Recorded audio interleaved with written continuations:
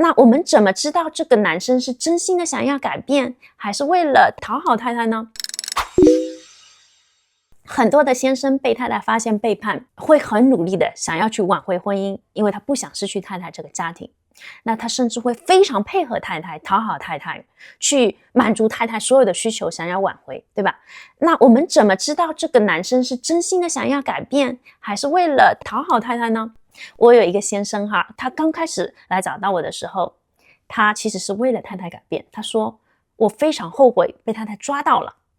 我想要回到没被抓之前，我需要去隐藏的更好。所以他讲出这句话的时候，说明他不是真正的想要改。当他进步到一定程度的时候，他说：我非常后悔我做了这件事情，我希望我自己没有去做这件事情，我希望我其实是一个不一样的人。所以他在后悔他自己。那我今天想要教太太先生4个点去评估一下自己是不是真心的修复，真正的想要改变。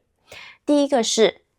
想要真正修复的男人，你是敢真正的面对那个不好的自己，你想要去看那个不好的自己怎么了，所以你愿意去回答他问你所有的细节，你甚至会主动的去告诉太太你曾经做过的一些事情，因为你觉得隐藏压抑所有的事情在未来对你是没有任何好处的，你甚至会再一次的入境依赖，所以你愿意去面对过往的那个自己，去帮助自己解决问题。第二个点是，先生，当你不只是在安抚太太的情绪，讨好太太的情绪，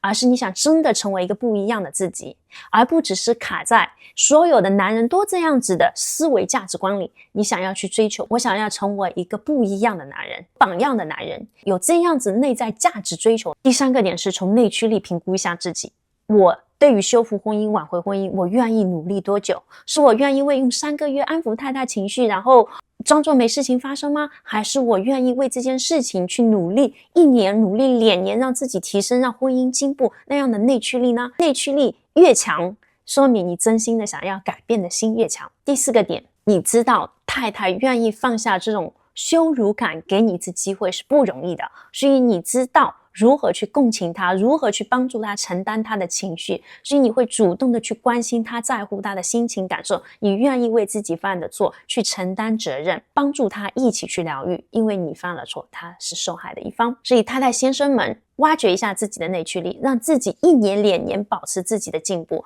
找到个人的问题，给自己树立正确的价值观，提升自己，一起跟太太去探讨婚姻中的问题，一起建立起更加良性的婚姻模式。我会陪着你们一起进步，加油！